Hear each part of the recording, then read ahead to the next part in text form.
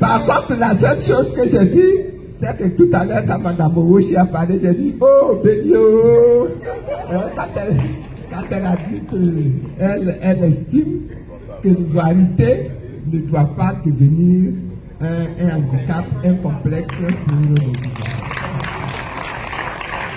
C'est une position politiquement courageuse pour l'avenir, mais je pense que nous, les Ivoiriens, là, nous ne devons pas avoir peur de revendiquer notre citoyenneté ivoirienne, de défendre cette citoyenneté ivoirienne, de se battre sur cette question pour la citoyenneté ivoirienne.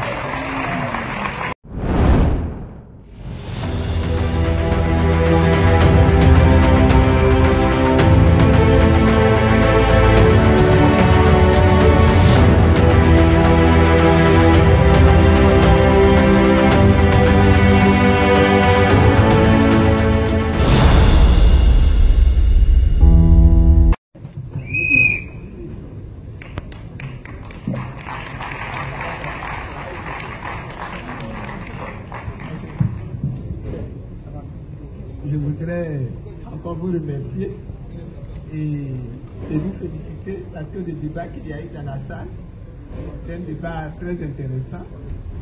Les questions qui ont été soulevées montrent bien que la question foncière est une question stratégique dans un pays.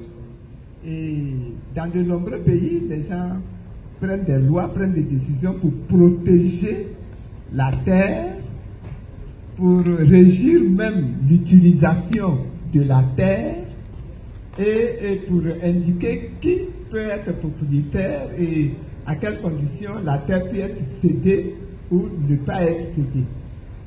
C'est une vieille question que la question foncière dans le monde entier. Il y a quelques questions qui ont été posées peut-être sur lesquelles je voudrais intervenir un petit peu avant qu'on aille à la conclusion. Premièrement, je considère que dans notre pays, là, on doit s'organiser pour mettre en place une autorité du foncier et non pas laisser la question foncière à la gestion d'un ministère. Et comme on a un parlementaire qui est là, je souhaiterais que la question soit également soulevée au niveau des commissions pour voir un petit peu comment est-ce que le foncier dans notre pays doit être géré. Est-ce qu'il faut laisser la gestion du foncier au chef de village, au roi? Est-ce qu'il faut laisser la question du foncier au ministre de la construction et à ses préfets et sous-préfets? Est-ce qu'il faut laisser la question foncière à la gestion du ministre de l'Agriculture ou pas, ou quoi? Ma proposition, moi, c'est qu'on sorte la question foncière de la gestion du gouvernement et qu'on en fasse une autorité qui gère le foncier dans tout le pays. On pourra approfondir cette question-là. Les Occidentaux, les Français qui nous ont colonisés, quand ils sont venus, mais ça, on parle des Français, mais c'est la même chose pour tous les États qui ont colonisé, hein, pour tous les pays qui ont colonisé. Quand ils sont venus, leur premier intérêt, c'est de faire main basse sur le pays qu'ils sont venus coloniser. Donc faire main basse sur sa terre, sur son sol, sur son sous-sol, sur même le peuple, pour en faire, n'est-ce pas, des instruments de production de richesses. Donc, quand ils arrivent chez nous, ils disent la terre appartient à l'État français. Et si vous voulez accéder à la terre, vous êtes obligé donc de passer par eux et c'est eux qui donnent l'autorisation. moyennant quoi les ouvriers qui sont à Abidjan, ils ont leur village, ils ont leur propriété foncière. Quand j'ai discuté avec ceux d'Adjamé, ils ont dit, nous, traditionnellement, notre propriété foncière, elle va d'Adjamé, elle va jusqu'au plateau, là où se trouve l'armée, comment on appelle ça, le camp Gayéni, n'est-ce pas? Et cela va jusqu'à Cocody. Les deux plateaux, tout ça appartient traditionnellement aux Hébriers d'Adjamé. Voilà. Mais lorsque le blanc arrive, le blanc ne prend pas en considération cela, au contraire, il considère même que ça n'existe pas. Et le blanc prend tout. Et quand le blanc prend tout, toi qui es sur sa terre là, toi qui es sur cette terre qu'il a trouvée là, il te laisse là si tu ne le déranges pas. Mais si tu le déranges, il te déguerpit. C'est ainsi que les Hébriers qui sont aujourd'hui dans le village qu'on appelle Blocos sont des Hébriers qui habitaient au plateau. Leur territoire c'était au plateau. Quand les Blancs ont décidé de prendre le plateau pour installer les bâtiments dont la colonie avait besoin, et puis que eux-mêmes devaient habiter là, puisqu'en plus c'est en hauteur, n'est-ce pas, c'est sur une colline, ils ont déménagé ceux de Blocos à Blocos, là où on appelle aujourd'hui Blocos. Cocody également, petit Cocody, ils les ont déménagés du plateau. Ils en ont déménagé pour les mettre de l'autre côté de la lagune, là où nous sommes en ce moment-ci. Il y avait Anoumabou, le Hébrier qui habitait là. Et puis plus tard, la nouvelle administration va encore les déménager pour les amener à Marcory, parce qu'on avait besoin du support de la ville là pour construire ce que nous avons aujourd'hui, là où nous sommes aujourd'hui. Donc, ils vont les déménager à Marcory. Voilà. La terre hébrienne que les Hébriens considèrent comme leur propriété ne leur appartient plus. Et c'est ce régime de la colonisation que le nouvel État ivoirien a conservé, parce que ça arrange l'État ivoirien. Il va vous décréter que la propriété appartient à l'État. La propriété foncière appartient à l'État. La terre, donc, appartient à l'État.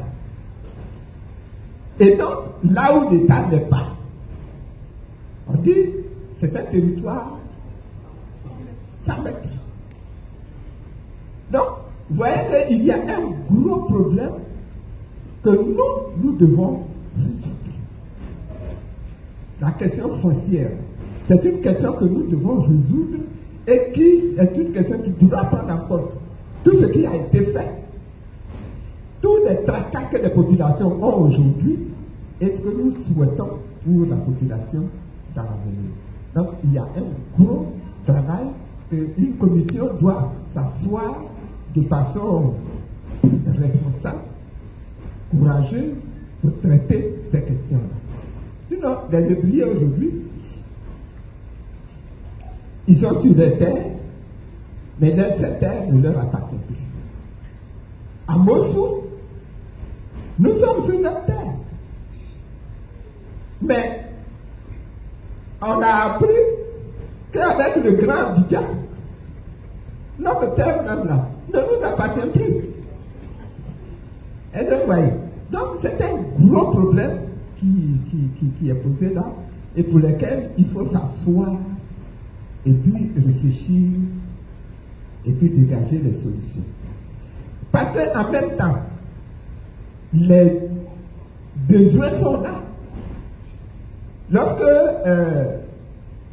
au niveau du pouvoir FPI, on a décidé de créer Vitib,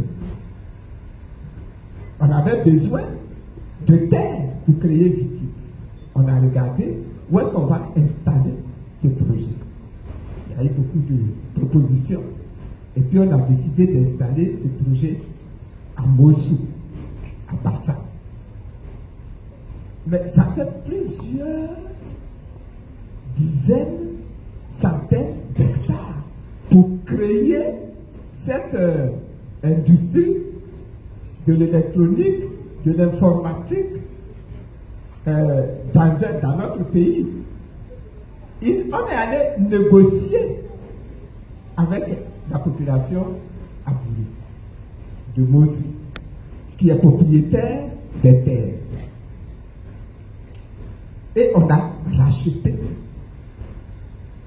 la terre aux abourés pour pouvoir créer Vitit. Je vous donne un autre exemple. Quand l'État, ça c'était l'État PDCI à l'époque, a eu besoin d'agrandir l'aéroport d'Abidjan pour moderniser l'aéroport d'Abidjan. Ils ont eu besoin donc de terre. Il y avait toutes les plantations, toutes les cocotières qui étaient sur la route de Bassa et qui juxtaient l'aéroport, le village de... Comment ça s'appelle?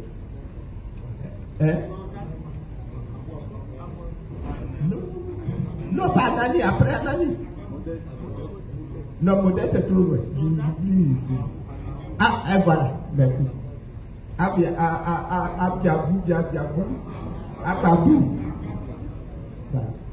Donc, moi-même, mon père était propriétaire d'une plantation, d'une cocotière. Mais tous les propriétaires là, ont été convoqués et on leur a dit, l'État récupère votre terrain, l'État va récupérer vos plantations et l'État vous dédommage. C'est ainsi qu'on a perdu ces plantations, on a perdu ces terrains et il est prévu que l'État agrandisse l'aéroport jusque dans ces zones-là. Bon, le projet, je ne l'ai pas vu. Je ne l'ai pas vu naître. Aujourd'hui, il y a plein de maisons sur ces terrains-là. Mais c'était l'aéroport. Je suppose que le jour où l'État aura les moyens de construire l'aéroport, ils vont déguerpir les populations qui y sont. Donc, les projets de l'État, les projets modernes, font pression sur la propriété foncière. Mais il faut pouvoir trouver le moyen de régler ces questions-là sans que les populations se trouvent dépouillées de leur propriété qui est leur propriété traditionnelle. Il y a une autre question que je soulève. Tout à l'heure, quelqu'un en a parlé. Vous êtes au village et vous n'avez aucun titre sur votre propriété. Et on vous répond, c'est la propriété du village, donc il n'y a pas de papier. C'est une question qu'il faut également régler. Comment est-ce qu'une propriété aujourd'hui, où on a décidé que la façon de prouver que vous êtes propriétaire de votre bien, de votre terre, c'est un papier? Pourquoi celui qui est au village, on ne lui fait pas de papier? On devrait prendre des dispositions pour distribuer des titres de propriété dans tous les villages de Côte d'Ivoire. Et si ça c'est fait, ça pourra aider à freiner toute cette politique j'allais dire de vandale, on dit de vandaux au pluriel. N'est-ce pas, sur la terre, Donc voilà un petit peu quelques réflexions comme ça que je mène, et c'est pour ça que j'estime que la question foncière est une question tellement importante qu'il faut une véritable équipe pluridisciplinaire qui va s'asseoir, qui va traiter cette question, qui va réfléchir et faire la réforme des lois et des règles qui ont été prises dans le passé et faire des propositions pour la gestion du foncier désormais dans notre pays. Voilà un petit peu ce que je voudrais dire. je voudrais vous remercier de nous avoir donné l'opportunité de discuter de cette question-là, qui est la question foncière. Remercier les deux conférenciers qu'on a malmenés. Merci d'avoir répondu. La réflexion continue. Sur le foncier, on n'a même pas dit le 10e de ce qu'il y a à dire. Il y a encore du travail à mener. Il y a les lois à examiner de plus près. Il y a les pôles de décision à également concevoir. Et il y a le dynamisme à apporter pour que la terre devienne et demeure la propriété des Ivoiriens eux-mêmes. Voilà un petit peu ce que je voulais dire. En attendant, on peut considérer que nous avons bien travaillé, bien réfléchi, bien échangé. Merci beaucoup. Bon retour chez vous. La séance est... Je me permets d'intervenir parce que je souhaiterais que vous répondiez à la sollicitation du député du PDCI. Là, c'est le député PDCI. On va régler nos problèmes après.